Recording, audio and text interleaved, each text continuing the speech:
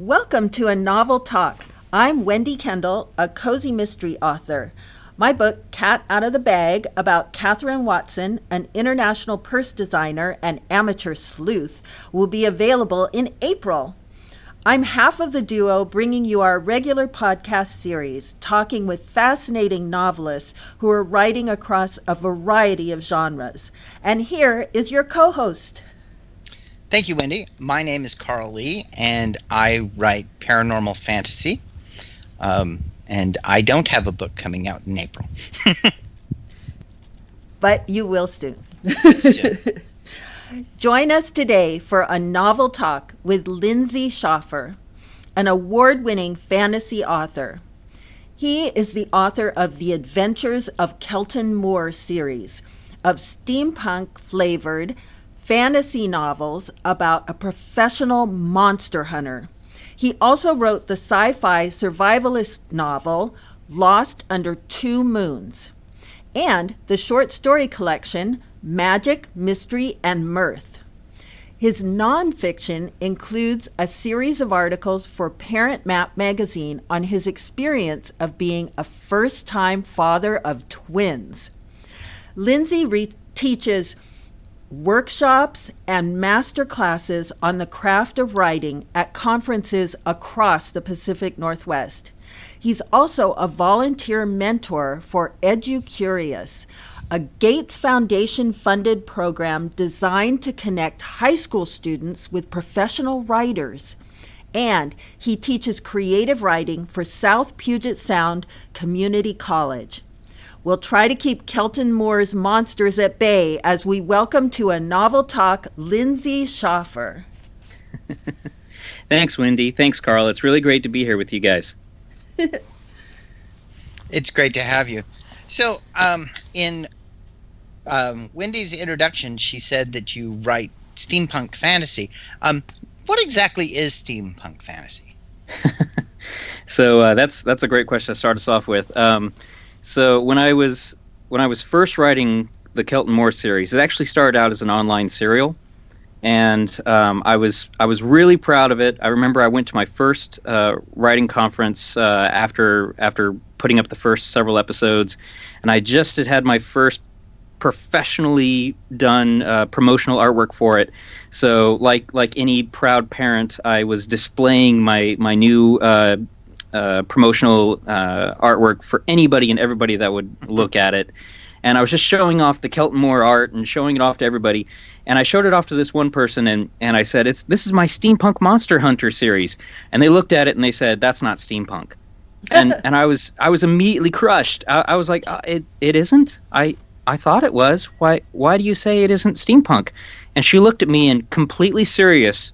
She looked at me and said, he's not wearing goggles. And I was like, oh, well, okay, I guess I can't be steampunk then. And it's been funny that, the steampunk community, by and large, the vast majority of them have been incredibly inclusive, and very welcoming to me as an author. But there are still, there are people who are gatekeepers. But then even more than those gatekeepers like this, goggle fanatic, there are other people that are kind of sticklers for what steampunk should be. And there's a lot of people that feel like, if you're going to call it steampunk, it needs to take place in Victorian England. It's got to be in London. We've got to have it as some kind of alternate history. It's got to, really tick all these boxes. And as a result, I just didn't want people to have the wrong impression going into the Kelton Moore series, because it's on another world. I've got lots of monsters and magic, and the steampunk elements, they're there, but they're there mainly as an aesthetic rather than as a central location. So that's why I kind of came up with kind of this hybrid genre of calling it steampunk fantasy, just to kind of give people an idea of, there is definitely going to be enough steampunk elements there that fans of steampunk will like it, but you don't have to be a steampunk fan to like these stories. Yeah, when I think steampunk, I do think not necessarily London specifically, but Victorian, steam, modern conveniences powered by steam instead of powered by electricity. Right. So I was just wondering, I thought that would be a great question. I think it Speaking of was. I think you did a good job, Carl. Yay! Speaking of your creatures, you have some fantastic creatures in the book. Oh, thanks. Which was your favorite and why? And what were some of the challenges writing the action scenes based on those beast attacks? Okay, so my favorite creatures change from book to book. So we're talking about dangerous territory, right? The most Correct. recent one. Yeah. So definitely my favorite one for dangerous territory has to be the Sleevax. And the reason why is because the Sleevax actually were fairly prominent in the first book in the series, but we never got to see them in action. Right, we just kind of heard stories about them, and we saw them, but we didn't see them actually hunting anything, and it just kind of created kind of a mystique about these creatures that was never really paid off in the first book. So I was really excited to really reveal them to the reader, and not just show them kind of just little snippets here and there, but to really let them take center stage. So I'd say that the Sleevax are definitely my favorite of that book. But what was the second part of your question? I'm sorry. What challenges were there in writing the action scenes with these beast attacks? Oh, yeah. You're writing You're writing scenes that that there's really no mechanism in our world for you to compare to when you're writing the attacks. Right. Yeah. No. The fact that I had the steampunk tech and Kelton uses guns and he uses specialty ammunition and all kinds of cool fanciful rounds and different types of bullets and whatnot. I thought that'd be a lot of fun, but then I immediately saw the problem of it, which was if I wanted a character that was a crack shot who was just really good at his job, how was I going to make these fight scenes interesting? Because if he was really good at his job, couldn't he just look at the thing, pull the trigger, and it's done? It's not like your traditional fantasy fight scene where the hero whips out his sword and there's parries and feints and they're dancing all over the place. So what I tried to do with the Kelton Moore scenes in particular is I try to make the different monsters as different as possible from each other. So some of them may have armor plating, some of them may have tentacles, some of them may have multiple heads, and then I make them so different that Kelton has to analyze each one on the fly. Almost, he has to examine it and try to find weak points and try to analyze it. And in my mind, what I was hoping for was something kind of a Sherlock Holmesian moment where time almost slows down and he does kind of this quick analysis and looks over the entire thing and just in the matter of a few seconds is able to decide, okay, this is the weak point here, this is the ammunition type that I'm going to select. So rather than just saying, he points and pulls the trigger, we see a little bit of the internal conflict. Rather than a lot of external conflict, we go inside his brain and see what's happening in the processing as he's figuring out what to do with each creature. And of course, it doesn't always go well. And then you get to have some nice, dancing around as the thing is trying to get at him and he's trying to get away from it. But that was kind of the core idea for the Kelton Moore's beast attack scenes, to try and make them a little different. Mm-hmm. Yes. Yeah, they were very action-packed, even though, like you said, it was like an internal analysis that went through it, too. And in your book, Dangerous Territory, your protagonist, Kelton Moore, is indeed forced into a very dangerous territory. This war-ravaged place, it's so well described by Harper. That's one of the characters who's a writer for a newspaper.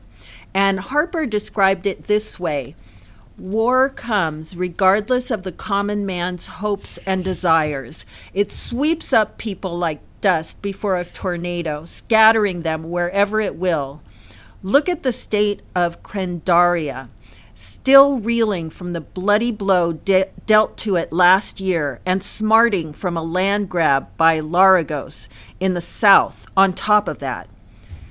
Then look at Maupin in the north, strong, hungry, and drunk on its own power. A tight-fisted regime requires far fewer signatures on a declaration of war. That's the end of his quote. It's so powerful. Can you talk a little about Kelton Moore and what would drive a man to go into a scary place like this, including scary creatures, to save one family? Well, first, I have to thank you for reading such a long and complimentary quotation from the book. I appreciate that. Thank you. It's very powerful language. Thank you. Kelton Moore, he's the kind of hero that I love to write. Kelton Moore. There are just so many things about him that appeal to me, and in a lot of ways, I kind of look up to him, and I wish I could be more like him.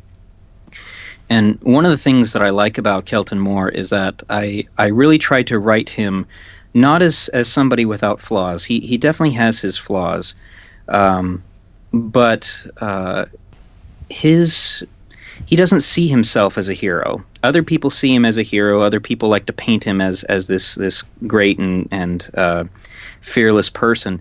But he sees himself as a professional trying to take care of individuals.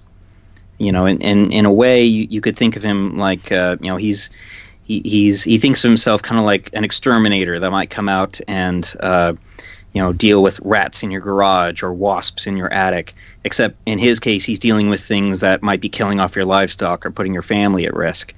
But to him, it's a job, it's an income, but he's also not just a mercenary. He does it not just for the money, but he does it because he knows that he's good at his job and he needs to do it, or maybe nobody else will. Dangerous Territory is a little bit of a departure for Kelton, actually. In the first two books and some other short stories that I did on Kelton, we mainly just saw him in that light as kind of this every man's hero, but he was mainly focusing on the beast hunting aspect of it, and he wouldn't get involved in politics or stepping outside that comfort zone. But in this book, he does. He really steps out of his comfort zone, and the title Dangerous Territory is meant to kind of evoke that it's not just, it's multiple types of dangerous territory that he's moving himself into. And why is he willing to do it for one family? Well, to a certain degree, it's because it's a family that he has a lot of connections with. Certainly there is some potential romance with Elaine, who is she is part of that family that is in this country of Maupin. But I think that a big part of it is just because this is who he is, and he can't look away from somebody else's needs. And sometimes that's to his detriment, and sometimes he gets in way over his head as a result. But I think I like him all the more for that, because sometimes he does make mistakes. I just love it that you're so into your protagonist. I mean, you're just so it's such a great protagonist too. But thank you for speaking about him with such feeling. Yeah, I've said this to fans before, and I'm completely honest. I think of Kelton Moore as a friend of mine. We've gotten to know each other over the last 10 years now. I've discovered a lot about him, and he's done a lot for me and for my family. So I'm very grateful to Kelton in that way. Well, there are a lot of really great relationships in the book. You mentioned Elaine and alluded to a romantic relationship with regard to those two. I was going to ask you about the relationship with Elaine, but that was fairly well covered. one of his business partners is I can't remember the person's name now, but his race of people's artifacts were being smuggled out of the town. Can you talk more about the relationship with regard to that particular character and both of his business partners in general? Yeah, absolutely. Sorry for coughing into the microphone. I'll try to get on the mute button faster next time.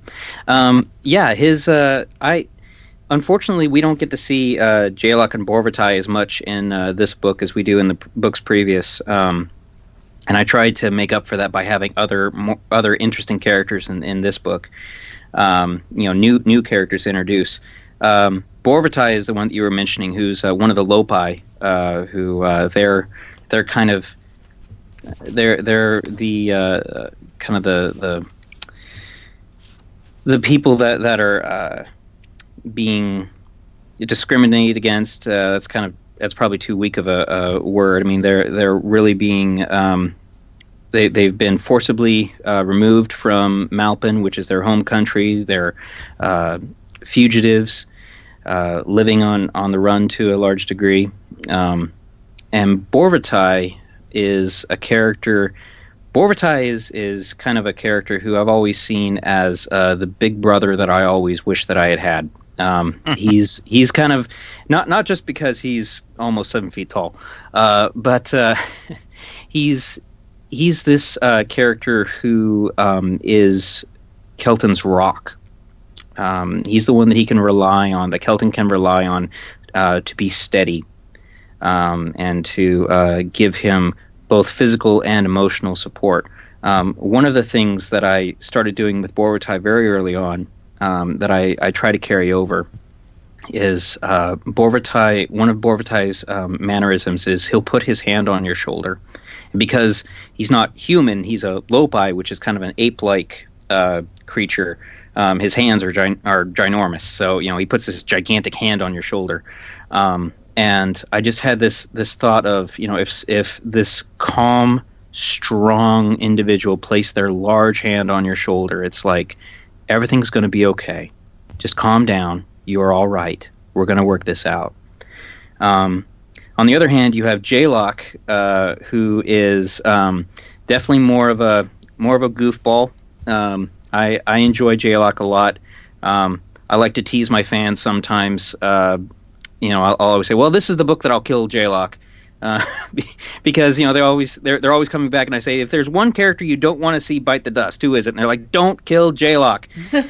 He's the funny guy. He's always got a grin on his face. He's very positive and upbeat. And I honestly wanted to have a character like him, especially early on, because I was worried that Kelton was going to become too dour and too serious, and by extension would become boring. So I wanted to add Jaylock not just as a way to not just as a comic relief character, but over time I hope that I've been successful in having Jaylock kind of rub off onto Kelton and giving Kelton a little bit of a lighter side to his own personality. And hopefully that's starting to come out in his own personality more now that he doesn't have Jaylock with him, at least in this story. Your character Ross, who joins in on part of Kelton's adventure, describes bravery and optimism of the people in the countryside. He says, don't count out Crendaria heart too easily. We've gone through hard times for certain, but my people have seen bad times before and rose above it. If Malpin comes south, we'll be ready for them. So I wanted to ask you, how important is optimism and hope in your series? Oh, that's a great question. I just did a couple months ago. I did a series of interviews with another podcast where the whole theme was talking about hope.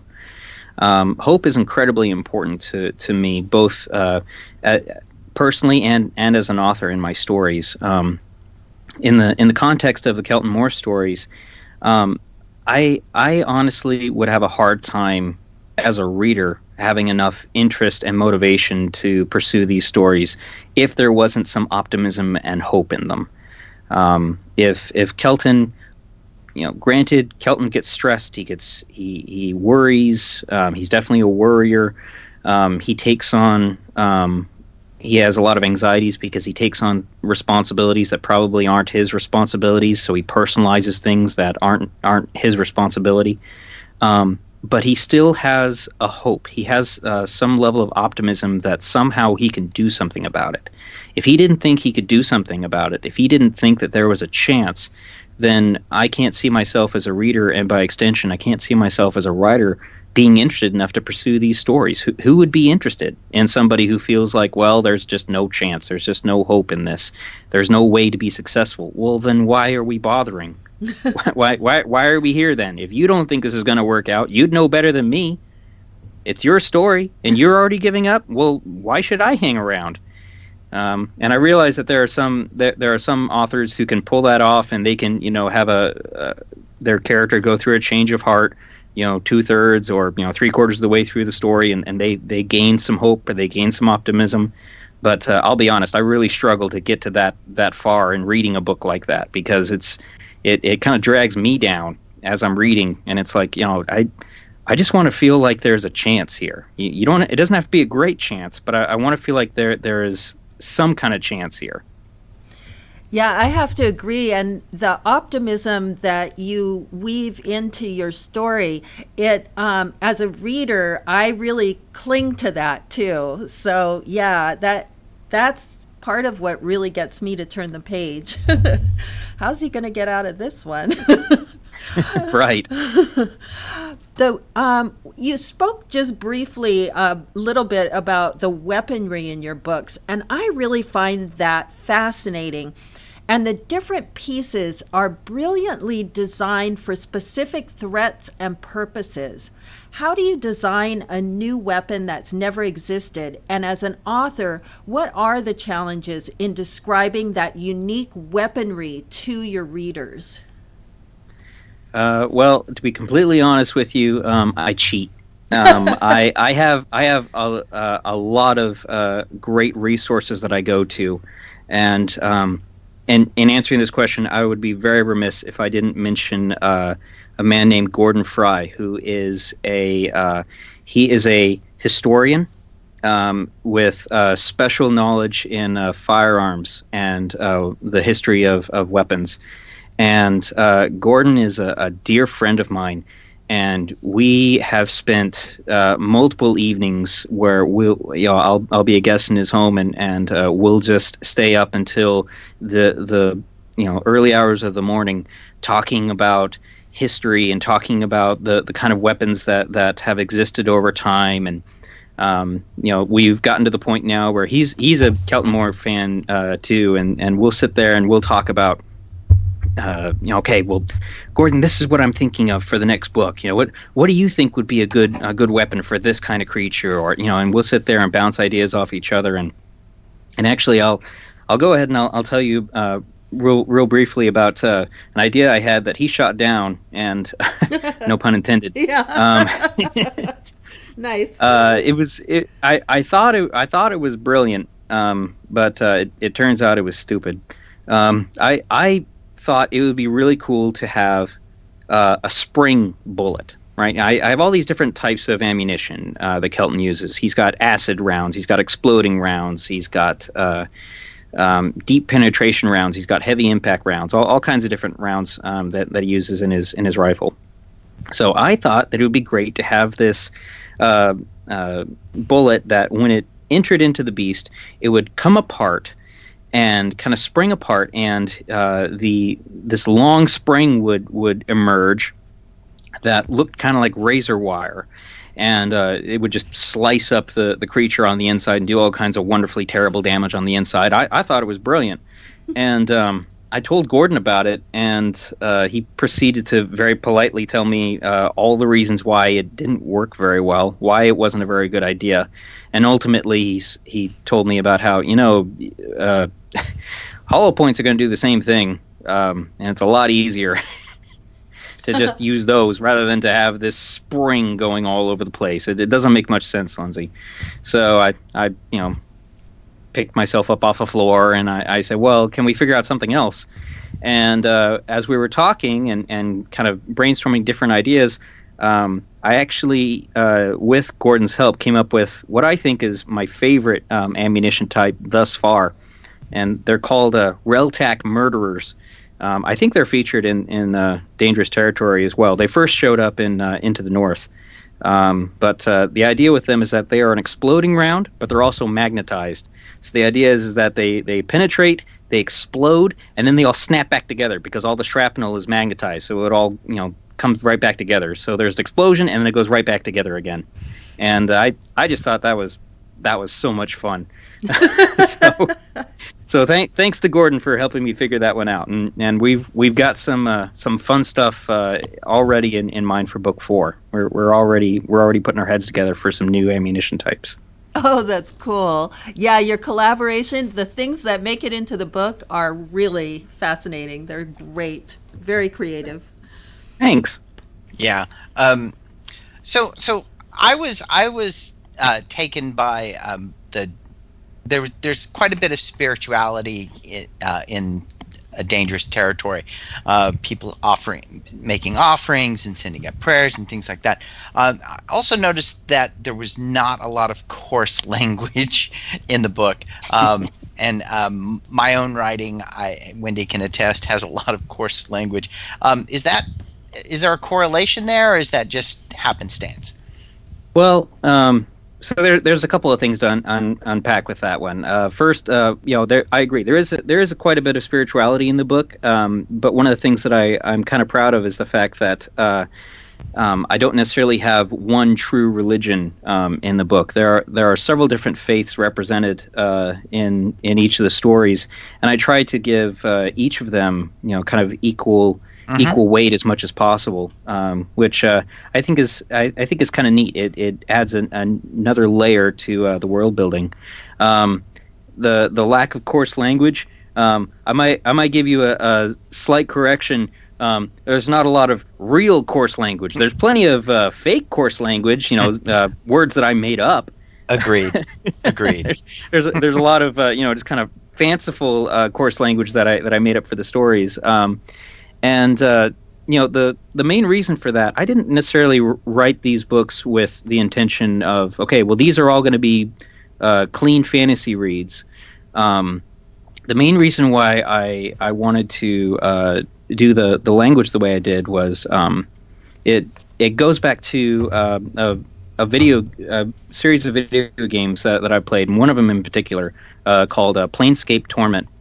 And this is a somewhat older game, but I loved it because one of the things about it was that it had really great writing in it. And one of the things that was so great about it is that it was a fantasy story, and the language in it, not just the swear words, but a lot of the slang, they were all words that I was completely unfamiliar with initially. But as I continued to play the game and I continued to learn not just what these words meant, but also what the context was that you would use each of them. And it provided another layer of immersion in the storytelling. And I felt like I could do that much better with the Kelton Moore stories by doing the same thing rather than just using the same swear words that we'd see in any any other book we might pick up. Any of my books. I wasn't going to say specifically your books, but because I haven't read any of your books yet, Carl. You gotta show me some of your books. I have to show a lot of people my books. Yeah.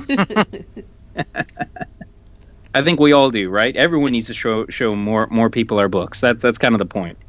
But yeah, no, I enjoy it. In fact, I've got a whole reference document where I'm always at work creating new and better swear words for the Kelton Moore stories. So I've got all of my brainstorms of different types of possible words that I could use and combinations and all of my definitions, so I can keep track of what each word means. And yeah, I probably think about this way more than I should. But it's fun. I have too much fun writing these stories. I think that's the takeaway here, is that I just have too much fun.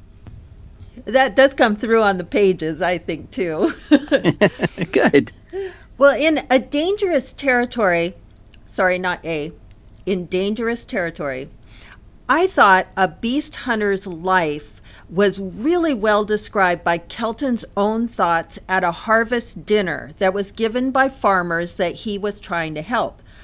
So in the book it says, there was more applause, and Kelton felt a warm stirring within him. It was rare to ever receive such adulation for an otherwise lonely life, and he allowed himself to console his worried heart in the warmth of the smiling faces of the men gathered around him.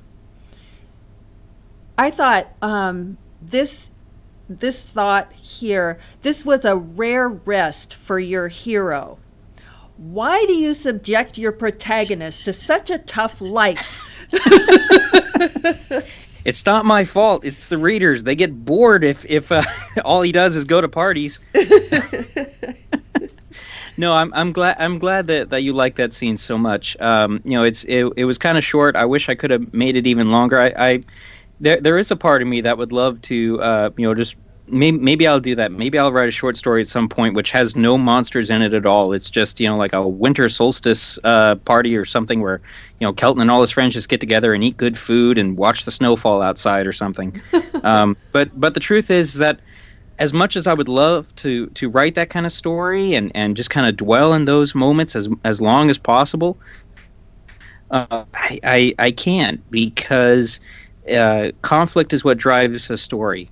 Conflict is what gets the reader to turn the pages, and I feel like I can earn some of those moments where we slow down and we kind of enjoy the rest a little bit. If I fill up the rest of the story with excitement and interest and things happening.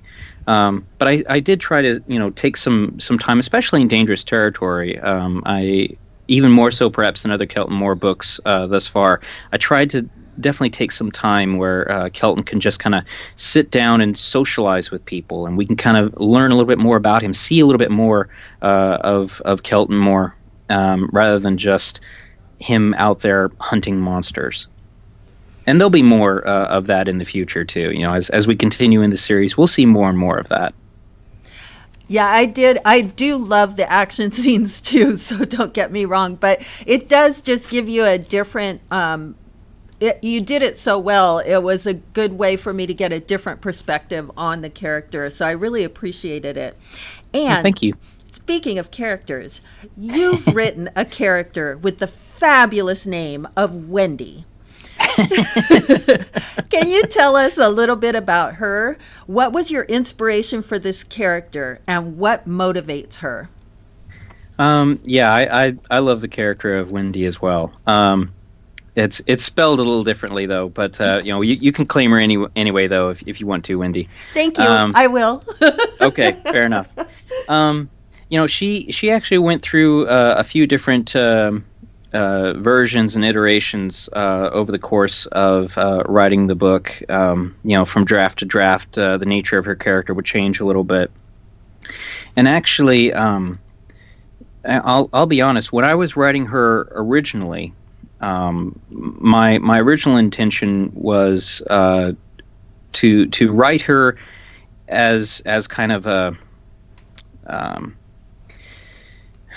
placating gesture towards a straw man. Nobody had really come up to me and argued with me. No one had really made any kind of accusations that I didn't have enough female characters, or I didn't have enough strong female characters. But I felt this anxiety that I need to do more. I need to put in more kick butt women, and I need to do this. And the more I tried to force myself to do that, the faker I felt. to use a terrible word. And the less I liked her as a character, because she didn't feel genuine to me. She didn't feel like a person. And that's not to say that, obviously, that you can't have kick butt women who feel like real people, but just this character specifically, it didn't seem to fit who she was. And the story kept trying to take me in a different direction, and her character kept trying to take me in a different direction. And my biggest goal when it comes to my characters, especially in the Kelton Moore series, is I want them to feel real. Even though they may be in fanciful settings, even though they might be in totally unfamiliar surroundings, I want their motivations, I want their emotions, I want who they are to feel relatable, and I want them to feel real. And that can only happen when I allow myself to write the character as they want to be written. So I ended up writing a character who, she... I love her because she has the kind of courage that I feel that in my most honest self-reflection, I feel it's the kind of courage that I have on my best days.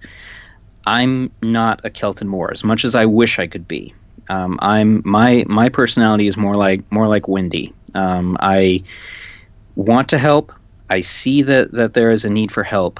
And if I need to step in, I will step in, but that's not my comfort zone. It's not where I want to be. I will go and I will do it, but that's not where I want to live my life. And the fact that there are people that are willing to live their life that way, people who work in the armed forces, people who work as police officers, firefighters, people that are willing to go out and consistently put their life on the line to protect other people, I am in awe of them. And I wish I could be that, but because I'm not, I write somebody like Wendy, who is somebody that I can probably relate to a lot more closely. Somebody who, in their day-to-day life, they just kind of live their lives and try to be a good person. But if something happens and someone has to step in, it's not where we're comfortable, but that's where we'll be because someone has to do it. And in that way, I feel like Wendy may be one of my favorite characters in the Kelton Moore series as a result of that, because of the kind of courage that she has. That was beautifully said. Yes, yes. So the Kelton Moore series is already 3 books, soon to be 4. A couple of short stories. You've mentioned that, so it's an open-ended series. Any thoughts, any plans on having spin-off stories based on some of the characters, like his what did his business partners do while Kelton was in a dangerous territory? Right. Well, I've thought about that. I've thought about maybe doing a spin-off, and I'm gonna try and get my feet wet a little bit. Book 4 is actually going to be a little bit different in the sense that the primary conflict of the story is actually going to be centered on Jaylock instead of Kelton this time.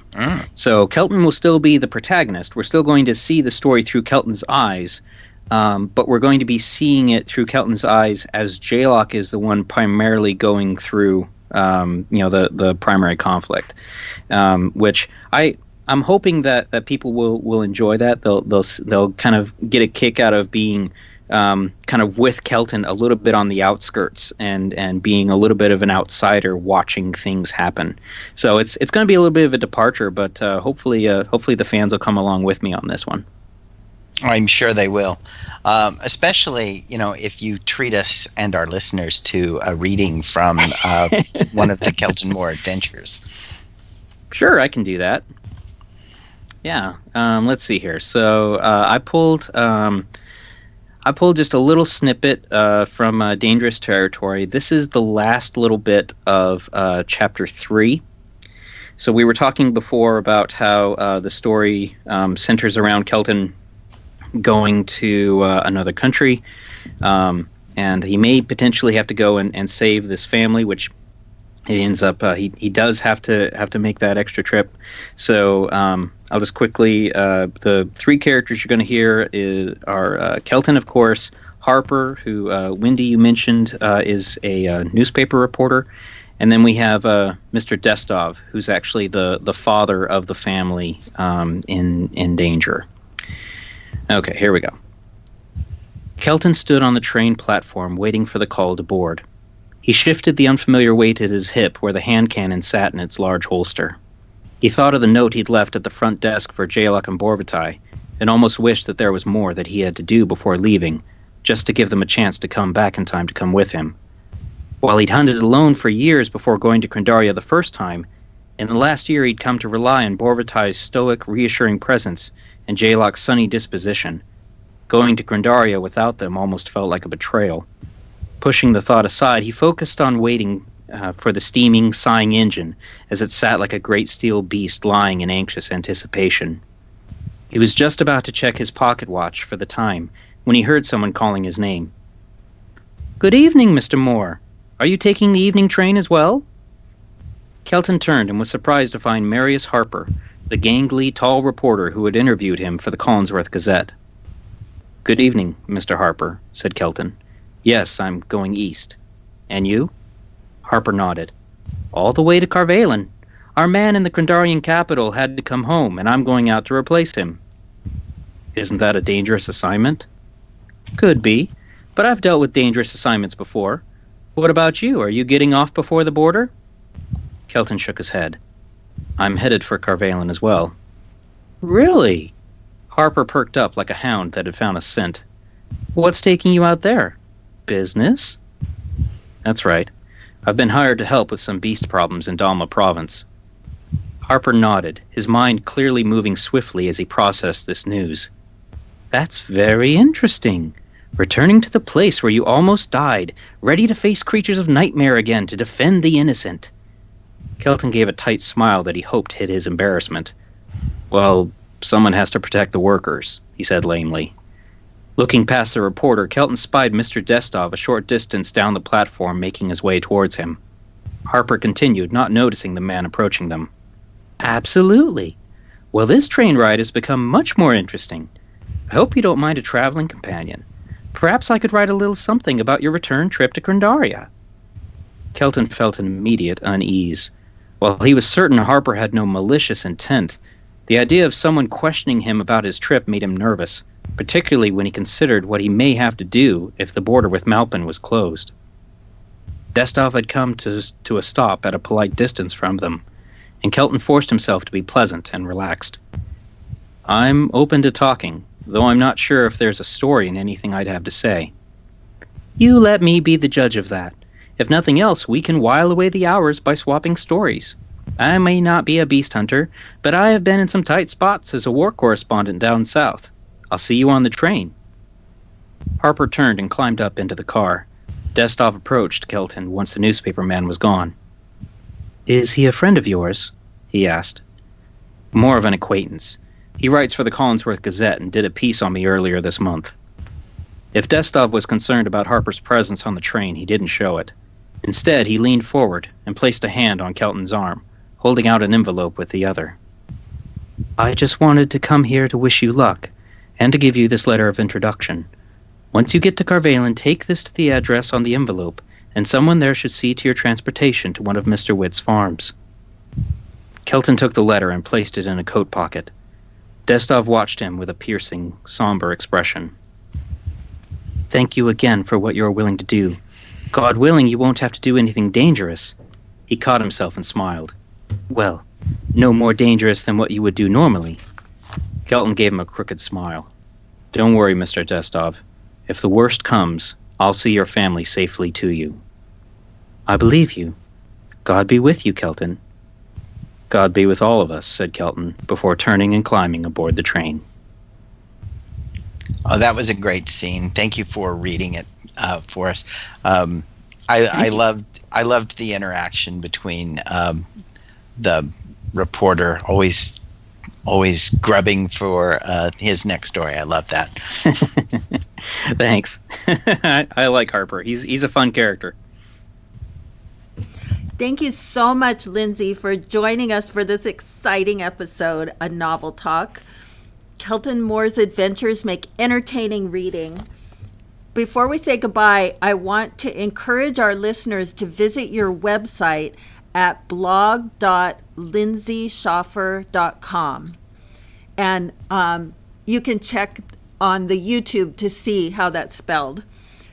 It has all kinds of information about your very active writings, a view of all your books, and information about upcoming author appearances and your creative writing classes. Listeners will also want to sign up for your newsletter. And a thank you to our listeners for tuning in. Remember to subscribe so you don't miss an episode, and keep reading because a novel read leads to a novel talk.